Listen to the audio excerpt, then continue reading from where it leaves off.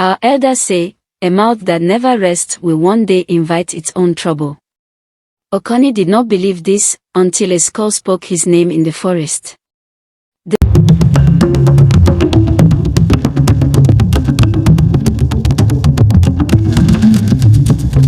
village of Aroko lay nestled between three ancient trees whose branches spread wide like the arms of wise elders. People believed the trees listened to every secret carried by the wind. When the breeze rustled their leaves, the villagers said it was the ancestors whispering advice or warnings to those willing to hear. But not everyone listened. Among the villagers was a young man named Okoni, whose mouth worked faster than his ears ever could. He was friendly, clever and strong enough to help during harvest, and funny enough to make even a grieving widow smile.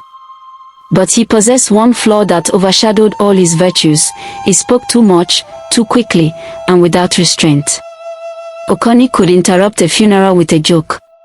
He could ruin a negotiation with a careless comment. And worst of all, he could not keep a secret even if it were tied to his tongue with rope. Most people of Aroko kept a comfortable distance from him, not because they disliked him, but because they feared what his mouth might reveal next. No one scolded him more than Mama Tiri, the oldest woman in Aroko.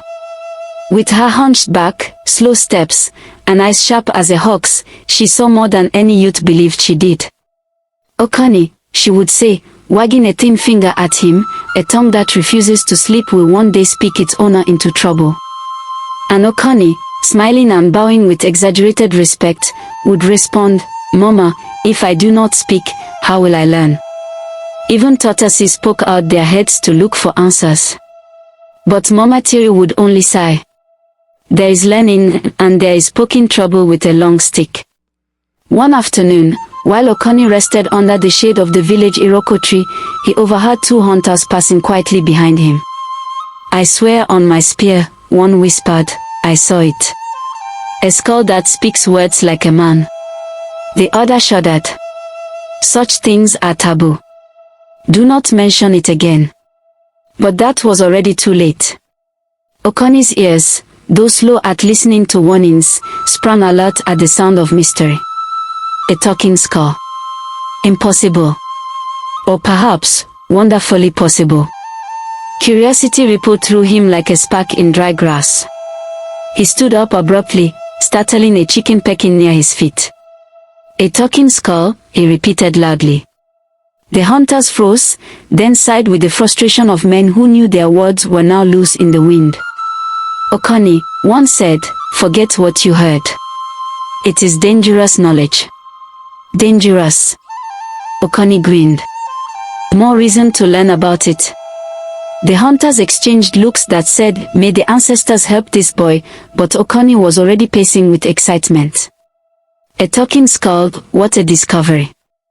Imagine the story he could tell, the fame, the wonder, and the attention. The entire village would finally see him as important. That night, he could not sleep. He tossed, imagining the skull calling his name, whispering secrets of the forest. At dawn, before the cock crowed thrice, he packed a small bag, tied a calabash of water to his waist, and slipped quietly toward the forest. Though beautiful, the forest held an eerie stillness. Birds sang cautiously, and the trees leaned inward as though listening. The deeper Okoni walked, the more the shadows thinned into silence, not the peaceful kind, but a watchful silence, thick with unseen eyes. He followed the direction whispered by the hunter's rumor. After hours of walking, he reached a small clearing where shafts of sunlight broke through leaves like spears of gold. There, resting on a pile of dried leaves, lay a human skull, bleached white, jaw slightly open, as though frozen mid-sentence. Okoni approached slowly, heart pounding. He swallowed hard. Hello, he whispered. Nothing. He crouched. Are you the skull that talks? Still nothing. He exhaled shakily. Maybe it only talks at night, he muttered.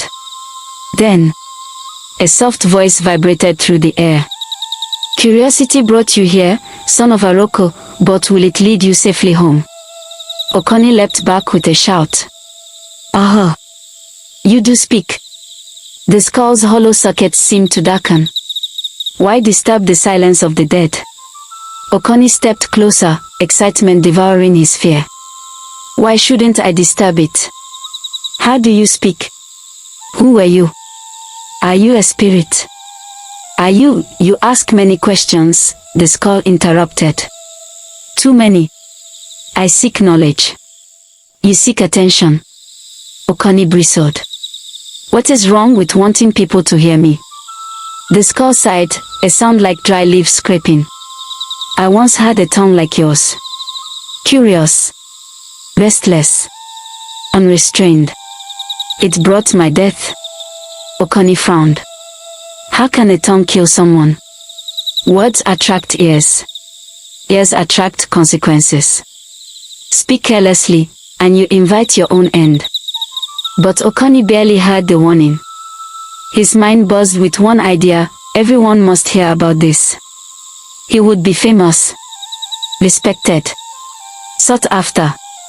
This story would reshape his life. The skull seemed to sense his thoughts. Do not tell them, it whispered urgently. Let silence be your ally, Okoni. Let this encounter remain between us. But Okoni was already backing away, grinning. This is the greatest discovery in Aroko. I must tell them all. The skull's jaw moved soundlessly for a moment before words returned. Learn silence, before silence learns you. The warning chilled Okoni briefly, but ambition warmed him again. Without another glance, he sprinted back toward Aroko, heart racing with triumph. Behind him, the skull whispered into the forest. You have spoken your doom into existence. And the trees shivered as though they understood. By the time Okoni reached the outskirts of Aroko, his breath came in loud gasps, but he did not care. He wanted to shout the news before anyone else even smelled it. People of Aroko, he yelled, racing toward the marketplace. Gather. Come and hear what I have seen. Market women nearly dropped their baskets. Children abandoned their games. Soon a crowd formed, murmuring in confusion. Okoni raised his hands dramatically.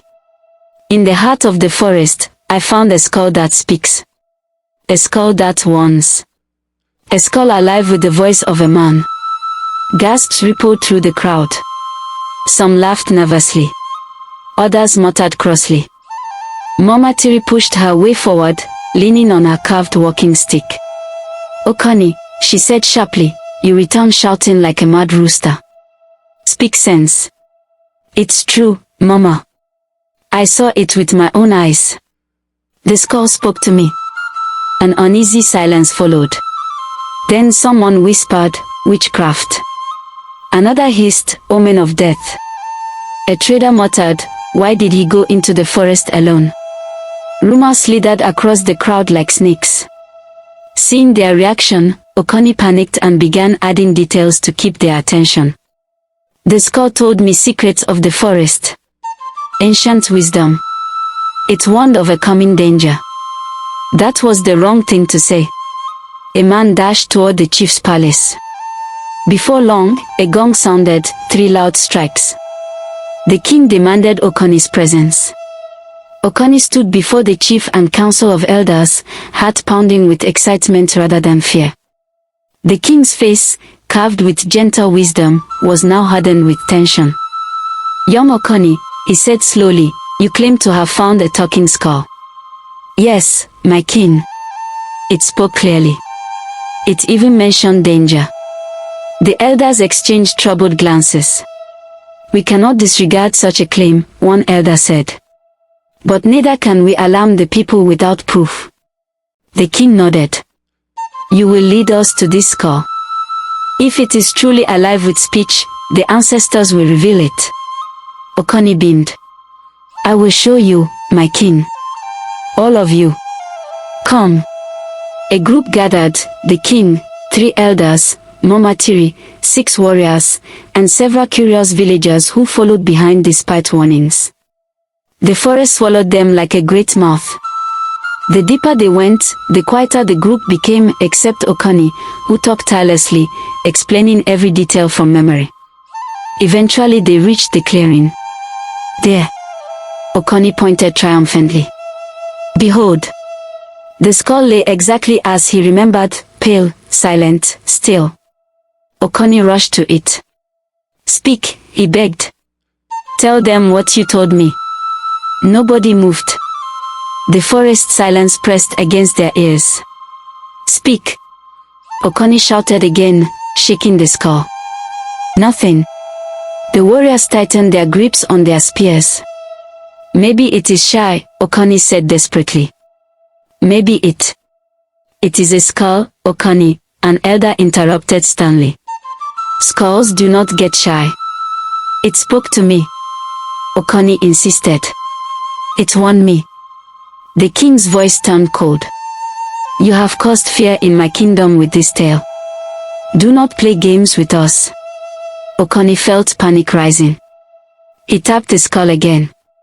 Please, he whispered, say something. A breeze stirred the leaves. Then, a faint whisper, so soft only Okoni heard it. Your tongue has led you here, but not back. Okoni's eyes widened. It spoke. It spoke again. But to everyone else, the clearing was silent. The warriors looked at one another. He is playing with spirits, one muttered. The king had seen enough. Seize him. My king, no. I swear it spoke. It. Enough, the king backed. Okoni screamed as the warriors grabbed him. But the forest heard only the rustle of leaves and a distant sigh. As they dragged him away, the skull exhaled a soft, eerie laugh. No one heard it. No one but Okoni. The trial took place at dusk, when shadows lengthened like pointing fingers. The villagers formed a circle around Okoni as he knelt on the bare ground, wrists bound, and dust clinging to his knees. The king stood at the center, expression unreadable. Mama Tiri hovered nearby, her face tight with worry. Okoni, the king began, your words have stirred fear and confusion. You led us into the forest for nothing. You embarrassed your king. You created needless panic. Okoni bowed his head. My king, I swear by the ancestors. Do not swear, a council elder snapped. Your tongue has sworn enough. Murmurs rippled through the crowd. Mama Tiri stepped forward. My king, she said softly, he is young. Foolish, yes. But not wicked. Another elder shook his head. Foolishness can be deadly. Even unintentional lies can destroy a village. The king raised a hand to silence the debate. This is what will happen. We will return to the skull. One last time. If it speaks, Okoni is innocent.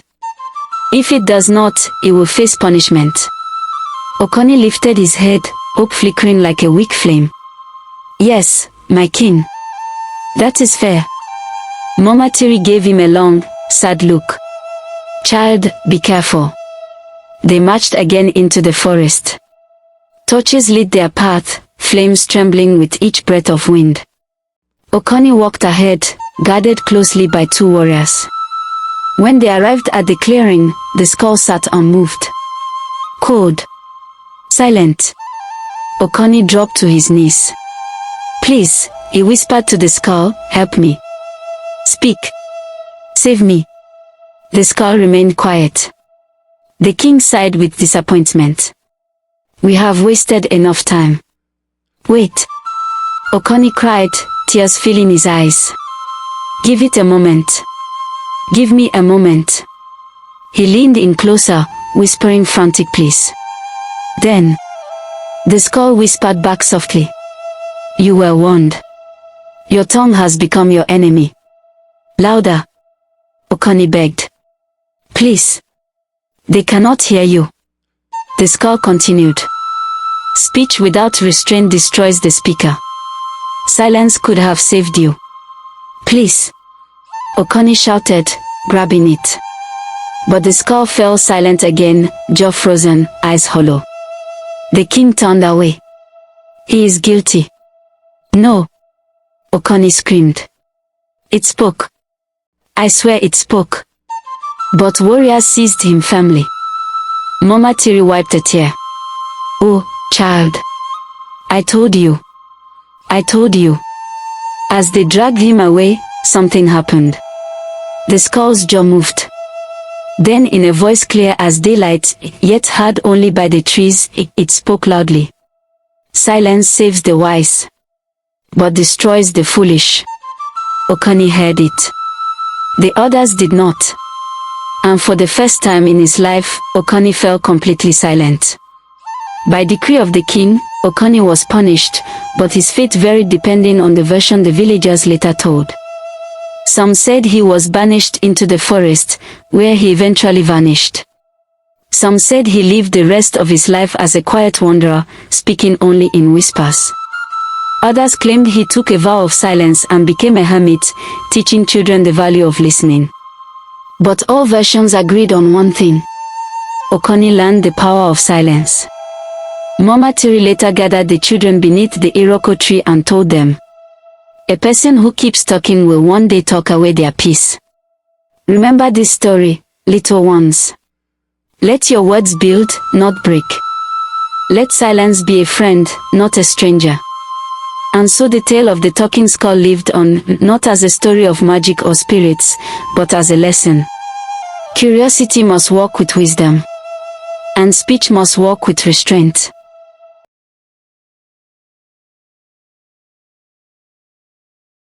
If you enjoyed this story, like this video to support African storytelling. Subscribe for more magical folktales, myths, and legends. Comment below, what lesson did you learn from the story? And remember, a story shared is a story that lives forever.